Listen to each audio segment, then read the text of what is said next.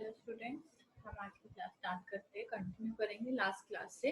Contract act हमारा चल रहा है। हमने कंटिन्यूइंग गारंटी की बात कर ली थी, ठीक है। यहाँ तक हमारा कंटिन्यूइंग गारंटी हो गया था, हमने एग्जाम्पल चेक कर लिए थे। नेक्स्ट हम देख रहे हैं 1.13 पेजेस स्टडी मैट आपने साथ रखना है। Liability of two persons primarily liable not affected by arrangement between them that one shall be surety on others default। लिखने को बहुत टेक्निकल सा लग रहा है बट बहुत सिंपल बात है। सिंपल आप सुनते हुए चलना है, समझ में बात को जरा। ए और बी है ना, इन दोनों ने क्या किया, जाके लोन लिया है पर्सन सी से, ठीक है जी। नॉर्मल एक लोन लिया है। अब ऐसे केस में सी के दिमाग में क्या आएगा, भाई ए और बी दोनों लोन ले रहे हैं तो नेचुरल सी बात है दोनों ही लायबल रहेंगे, दोनों जॉइंटली लायबल रहेंगे, ऐसा सी सोचेगा और ऐसा ही दिखाया गया है, ठीक है जी। पर ए और बी का आपस का अरेंजमेंट क्या है? ए और बी का आपस का अरेंजमेंट ये है कि अगर ए नहीं रीपे कर पाएगा तो बी रीपे करेगा। मतलब ए और बी ने आपस में सिर्फ ये बात समझ रखी है कि हाँ ऐसा हम करेंगे, भाई ए अगर रीपे नहीं करेगा तो ही बी पिक्चर में आएगा। बट जब लोन लेना था तो दोनों गए थे, सी को यही दिखाया गया था कि ए और बी दोनों लायबल होंगे। पर सी को कहीं से पता चलता है या जिस भी कहीं से भी किसी भी तरीके से सी को ये बात पता चल जाती है कि ए और बी के बीच में आपस में ये अरेंजमेंट है कि ए अगर नहीं पे करेगा तो ही बी पिक्चर में आएगा, ये दोनों जॉइंटली लायबल नहीं होंगे। यानी कि ऐसा नहीं है कि अगर 10 लाख का लोन है तो 5 लाख रिपे होंगे, ऐसा नहीं है। ये बात सी को कहीं से पता चल जाती है। अब ऐसे केस में क्वेश्चन ये राइज होता है कि अगर डिफॉल्ट इन पेमेंट होगा तो भाई सी क्या करेगा? क्या सी ए के ही पास जा सकता है क्योंकि उसको तो पता है कि बी तो बाद में लायबल होगा, है ना, या सी किसी के पास भी जा सकता है? तो ये चीज हमें समझनी पड़ेगी। लॉ मेकर ने साफ साफ बोल दिया, चाहे ध्यान से समझना बात को, चाहे सी इस बात से अवेयर है, ठीक है जी, उसे अच्छे से मालूम है कि ऐसा कोई अरेंजमेंट हुआ है, पर फिर भी क्या ये बात मैटर करेगी? भाई जो तुमने दिखाया था हम तो वही मान के चलेंगे, हम यही मान के चलेंगे यहाँ पे कि तुम दोनों ही लायबल हो रहे हो। ये बात नहीं फर्क पड़ेगा कि भाई तुम में से कौन ने, किसी ने गारंटी दे रखी है, ठीक है, या कोई पर्सन श्योरिटी है, ये बात का फर्क नहीं पड़ेगा। अब एक बार रीड करना मेरे साथ। Where two persons contract with a third person to undertake a certain liability, दोनों ने 10 लाख का लोन लिया, उन्होंने आपस में also contract with each other कि one of them shall be liable, तभी लायबल होगा जब दूसरा पर्सन डिफॉल्ट करेगा। जैसे ए डिफॉल्ट करेगा तो भी लायबल रहेगा। थर्ड पार्टी को तो इस बारे में कॉन्ट्रैक्ट में नहीं लिखा है ना, चाहे उसे बाद में पता चल गया बट वो कॉन्ट्रैक्ट का पार्ट नहीं है। Liability of each of such two persons to the third person is not affected। मतलब दोनों ही लायबल रहेंगे टुवर्ड्स सी। ऐसा कुछ अरेंजमेंट है भी तो वो भी एक तरीके से हमारे सामने नहीं है, ठीक है, तो इसका इफेक्ट नहीं होगा। आपस में बाद में तुमने जो दोनों ने करना है करो, बट सामने क्या है, दोनों की लायबिलिटी अराइज रहेगी। Although such third person may have been aware, चाहे उसे पता था, फिर भी इस बात का फर्क नहीं पड़ेगा, ठीक है जी। बहुत इंडिपेंडेंट से छोटी सी बात थी कि चाहे आपस में आप अरेंजमेंट कर लो, बट ये बात चाहे पता भी ऐसी पर्सन को, पर इसका फर्क नहीं पड़ेगा। एग्जाम्पल रीड कर लेना है आपने। A B make a joint and several promissory note to C, ठीक है, भाई हम इतना पैसा रीपे कर देंगे जो भी उनका प्रॉमिसरी नोट होगा। A makes as surety for B, ठीक है, मतलब ए और बी का आपस में क्या चल रहा है, गारंटी वाला अरेंजमेंट चल रहा है आपस में। C knows this at the time, C को ये बात पता चल चुकी है।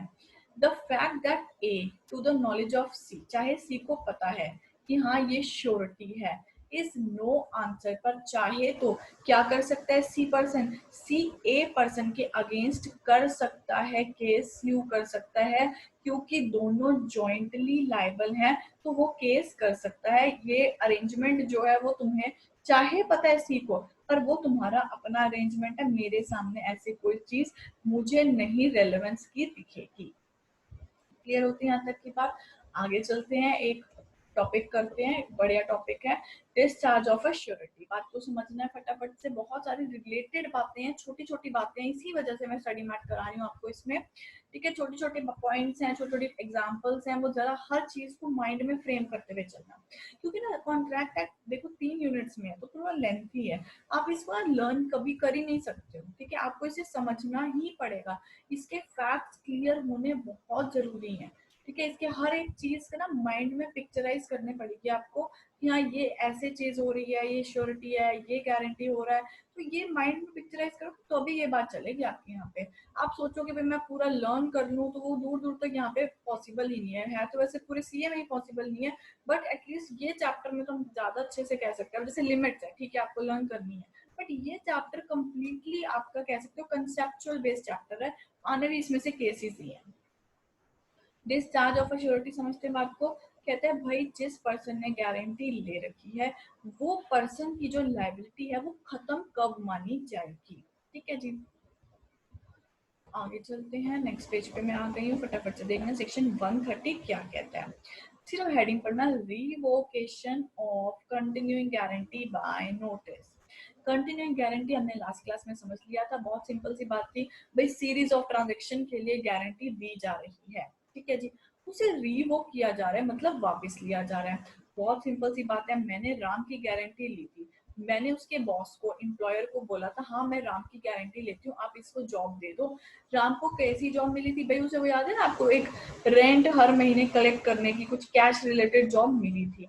जब 3 महीने बीत गए तो मुझे राम पे मुझे कुछ पर्सनल डाउट हुआ, मैंने जाके एम्प्लॉयर को बोल दिया मैं अपनी गारंटी रिवोक कर रही हूँ, अब इसके बावजूद भी अगर आपने इसको जॉब पे रखना है तो अब गारंटी मेरी नहीं है, कुछ प्रॉब्लम होगी तो अगर कोई पैसा का घपला होगा मेरे पास मत आना कि इतने रुपए तुम भर दो क्योंकि तुमने गारंटी ली है, मैं आज की डेट से और आने वाले टाइम के लिए गारंटी रिवोक करती हूँ। आज तक की जो है वो उसके लिए मैं लायबल हूँ, बट आने वाले टाइम के लिए मैं लायबल नहीं हूँ। मैंने ऐसा नोटिस दे दिया, इंटीमेशन दे दी, नोटिस मतलब इंटीमेशन है यहाँ पे। ठीक है, कंटिन्यूइंग गारंटी में एनी टाइम जब चाहे रिवोक की जा सकती है, कि मैं फ्यूचर अंडरलाइन कर लेना आप अपनी स्टडी में, फ्यूचर ट्रांजेक्शन्स के लिए हो रहा है, ये नहीं मैं कह सकती पिछले हफ्ते जो हुआ उसके लिए मैं रिवोक कर रही हूँ, बहुत वियर्ड बात लगेगी ना, उसके लिए तो मैंने खुद गारंटी ली थी। आने वाले टाइम के लिए मैं हर ट्रांजेक्शन के लिए कह रही हूँ भाई मैं फ्यूचर ट्रांजेक्शन के लिए रिवोक अपनी गारंटी करती हूँ by notice to the creditors. Specific guarantee can be revoked only if liability has not accrued। मतलब क्या बनता है भाई, 10 लाख का रुपए का लोन ले रखा था राम ने एचडीएफसी बैंक से, जिसकी गारंटी मैंने दी थी। ठीक है जी, अब किसी जैसे सपोजिंगली मान लो रीपेमेंट हो गई है, ठीक है, या कुछ भी ऐसी सर्कमस्टांसेस आ गई है, जैसे कि वो आप ऐसा करो, एक सेकंड के लिए एग्जांपल रीड करो, बहुत इजीली समझ में आ जाएगा आपको। एग्जाम्पल 1 और 2 चेक करते हैं। In consideration of these discounting at A's request, bill of exchange for guarantee for 12 months. Due payment है 50,000 रुपए की, B discount bill to the extent of 20,000. After the end of 3 months, A revokes the guarantee. ठीक है, उसके बाद उसने साफ साफ क्या किया, उसने कह दिया कि भाई मैं गारंटी अपनी रिवोक करता हूँ। This revocation discharges A from all the liability for any subsequent discount। यानी कि आप ऐसे ना ज्यादा डिस्काउंटिंग वगैरह या उस पर बीच में मत जाना, आप सिर्फ कंसेप्ट समझते चलना। क्या कह रहे हैं, कह रहे हैं सब्सिक्वेंट के लिए, जो भी सब्सिक्वेंट ट्रांजेक्शन है उसके लिए गारंटी को रिवोक किया जा रहा है। ठीक है जी, तो ऐसा वो कर सकता है, किसी भी पॉइंट पे कर सकता है। नेक्स्ट पॉइंट चेक करते हैं, थर्ड पे एग्जांपल पहले मैं आ रही हूँ। X gives guarantee to the extent of 50,000 for the loan given from time to time. अब टाइम टू टाइम से भी क्या दिख रहा है, कुछ हद तक क्या चीज है ना भाई, टाइम टू टाइम देगा, पर अमाउंट कितना है, मैक्सिमम 50,000 तक की अमाउंट की बात कर रहा है। कहते A gave a loan of ₹10,000 to B, afterward X ने साफ साफ बोल दिया रिवोकेशन। अब किसके लिए लायबल रहेगा, वो सिर्फ 10,000 तक के लिए लायबल रहेगा, उसके बाद की ट्रांजेक्शन के लिए लायबल नहीं रहेगा। ठीक है ना, अब देखो वापस आओ मेरे साथ, स्पेसिफिक गारंटी रिवोक की जा सकती है only if liability has not accrued. मतलब जैसे ये 50,000 की बात अगर मैं करूं, क्या किया, 10,000 के लिए तो लायबल हो गई, ठीक है ना, रिवोक कर ली उसने किसके लिए, 40,000 के लिए उसने रिवोक कर ली। रिवोक तभी वो कर सकता है जब प्रिंसिपल डेटर ने अभी लोन मिला ही नहीं है, उसको पैसा ही नहीं मिला है ना। बात को समझो जरा। अगर मान लो यहाँ पे 50,000 की 50,000 रुपीज वो दे चुका होता लोन में, अब मैं रिवोक करने के लिए कह सकती हूँ? फिर तो बहुत ही वियर्ड बात हो जाएगी।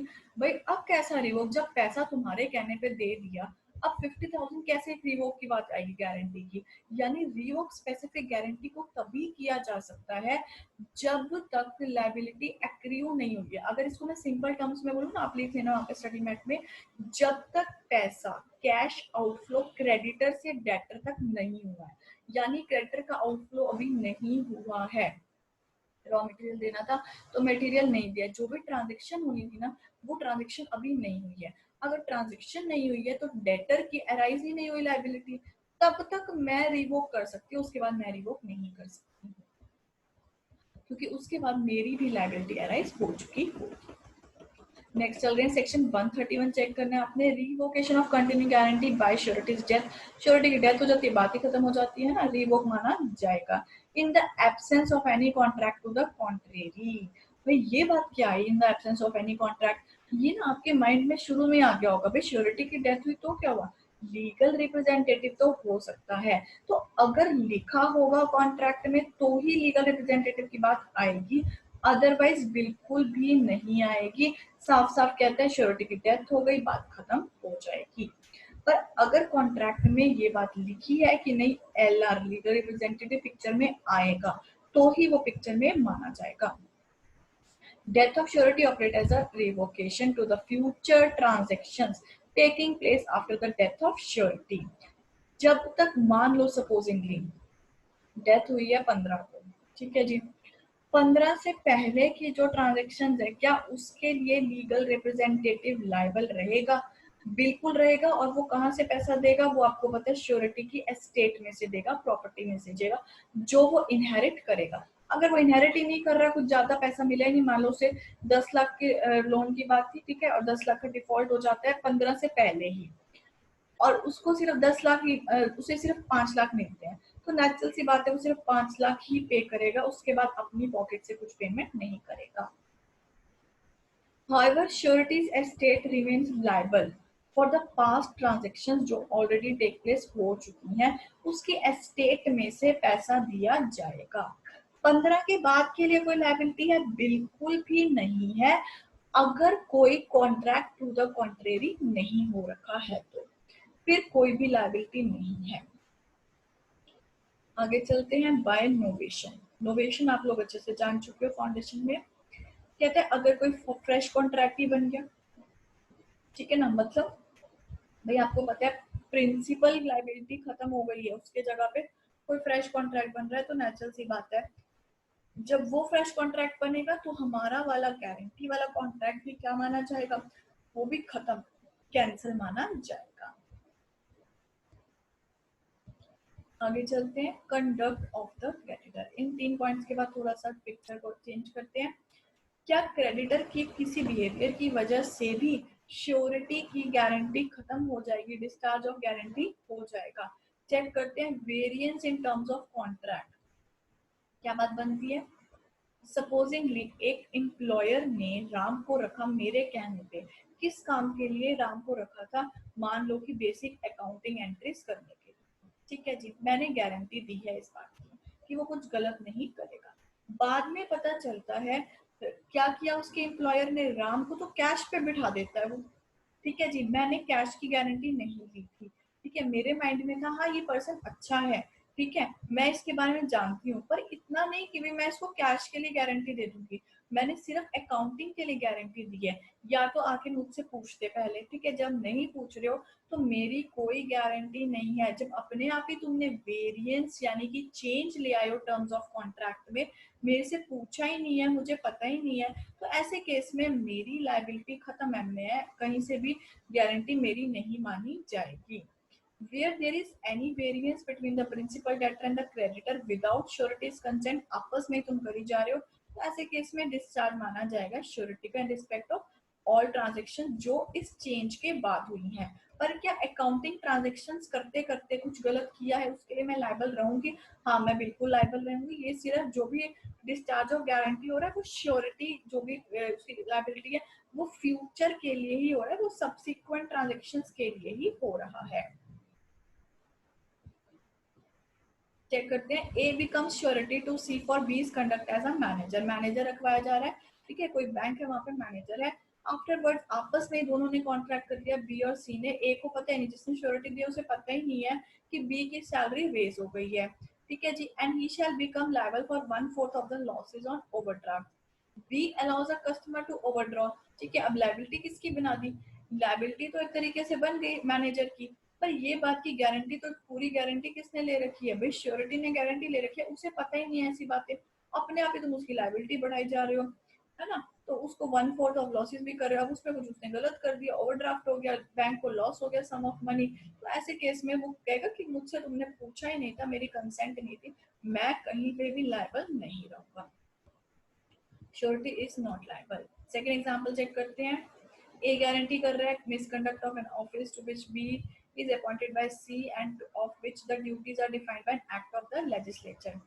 Subsequent act आती है, nature of offices materially altered.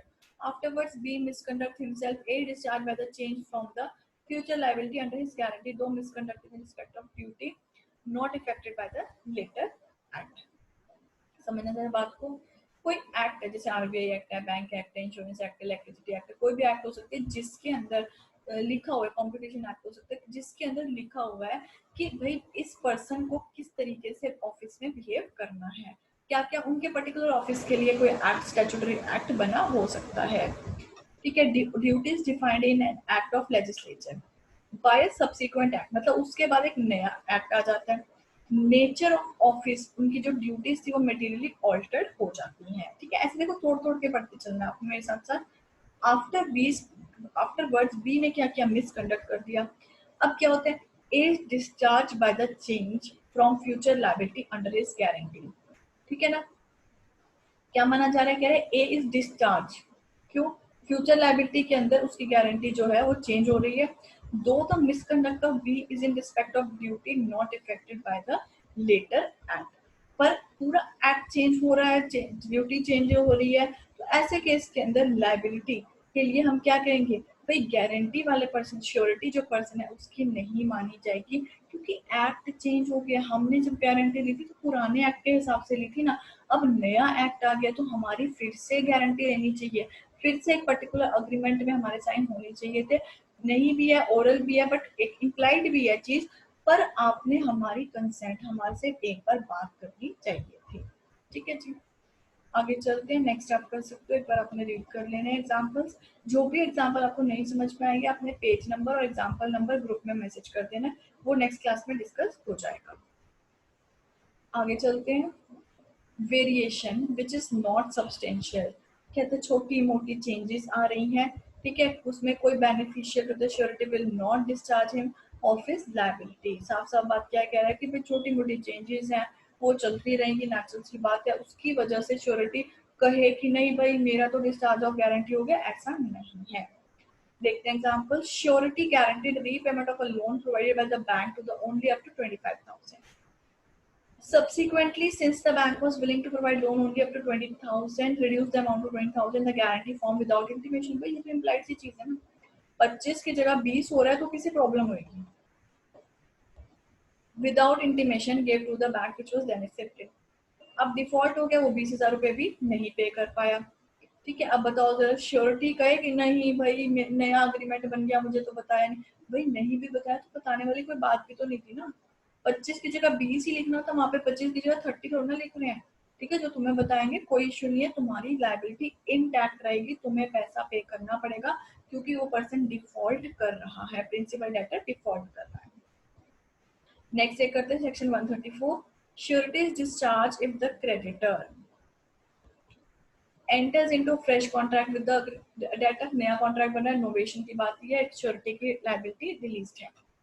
Does any act or omission legal consequence of which is the discharge of the debtor?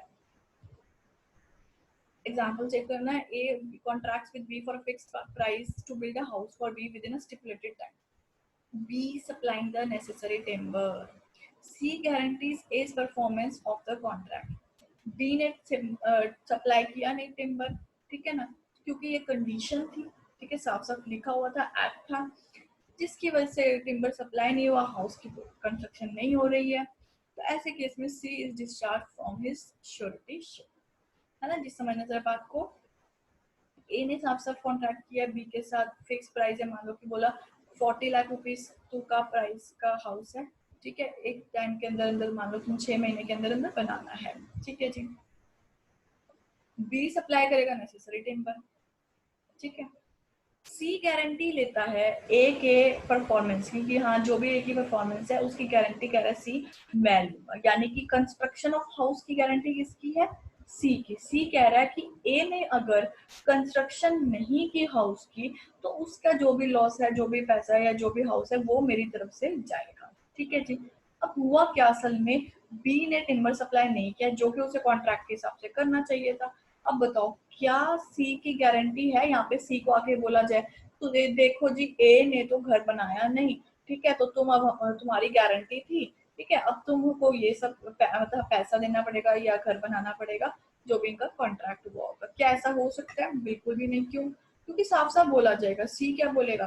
सी बोलेगा बी तुमने टिम्बर ही सप्लाई नहीं किया था, पहली कंडीशन ही फुलफिल नहीं हुई, मेरा काम खत्म हो चुका है, ठीक है, मेरी अब कोई गारंटी नहीं है।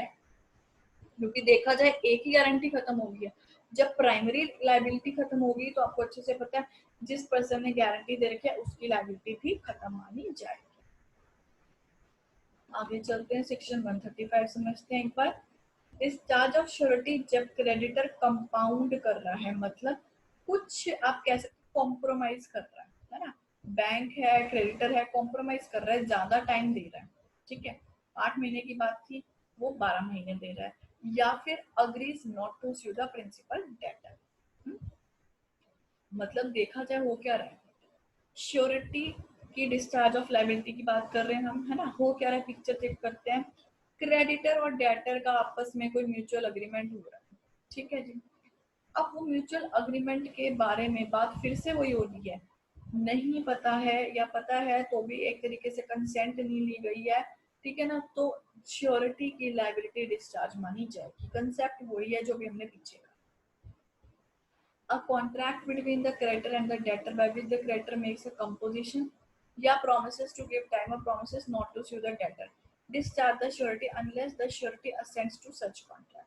assents to मतलब approval, अगर मिल गया फिर तो बात खत्म है, नहीं तो चेक करते हैं। कंपोजिशन, क्रेडिटर ने कॉम्प्रोमाइज किया है with the principal debtor without consulting the surety, को नहीं पता कुछ भी, ठीक है जी। लेटर इज डिस्चार्ज मतलब श्योरिटी, श्योरिटी लेटर ना, यहाँ पे श्योरिटी का डिस्चार्ज है।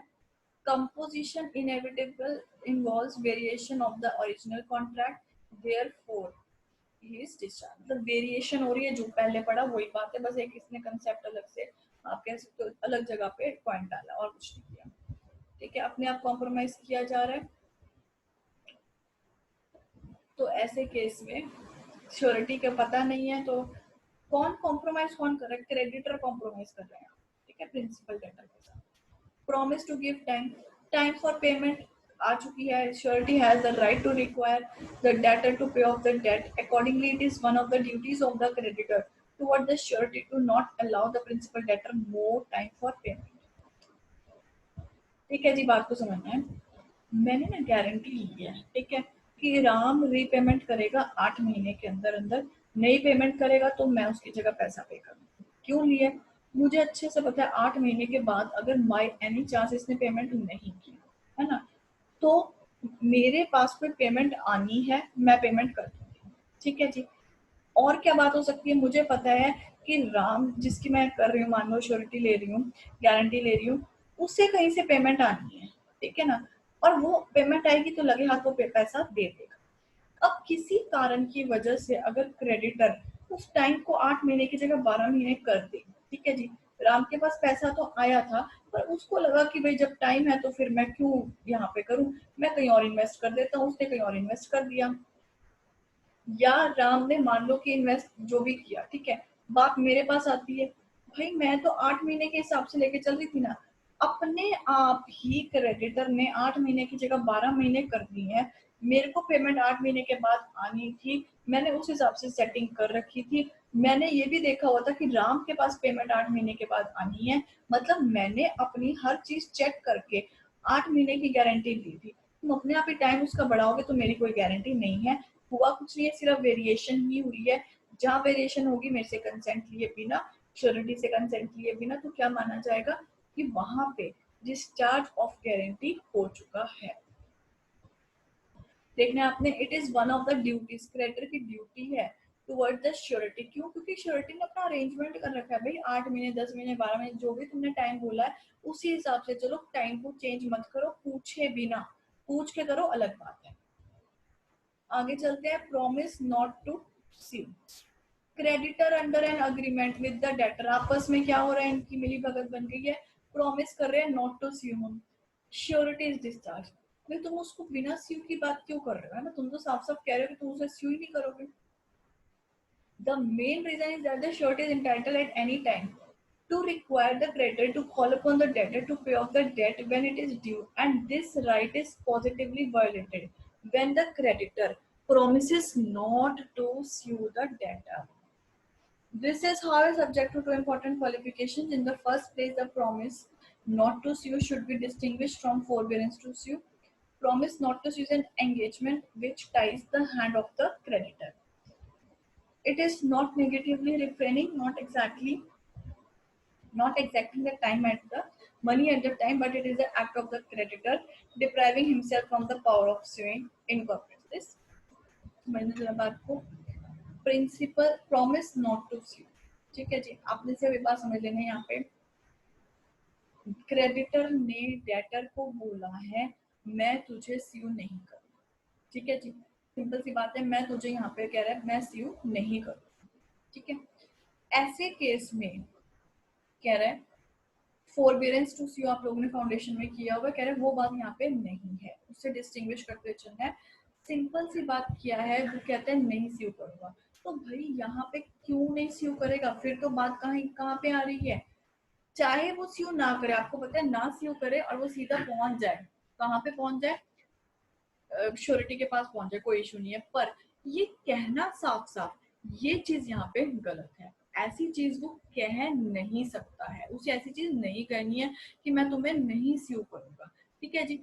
वो प्रॉपर लॉ के हिसाब से ही चलेगा, तभी यहाँ पे बात मानी जाएगी कि वो लॉ के अकॉर्डिंग चल रहा है। नहीं तो क्या माना जाएगा कि श्योरिटी को पता ही नहीं था, इसको तो वो स्यू ही नहीं करता। ये बात अगर श्योरिटी को पहले पता होती तो क्या वो गारंटी देता, वो कभी गारंटी नहीं देता। तो ऐसे केस के लिए साफ साफ यहाँ पे बोलता है आपने प्रॉमिस नहीं करना क्रेडिटर। अगर आपने प्रॉमिस कर दिया कि मैं तुम्हें स्यू नहीं करूंगा डेटर, तो भाई सिंपल सी बात है, श्योरिटी तुम्हारी गारंटी डिस्चार्ज हो गई है, ठीक है जी।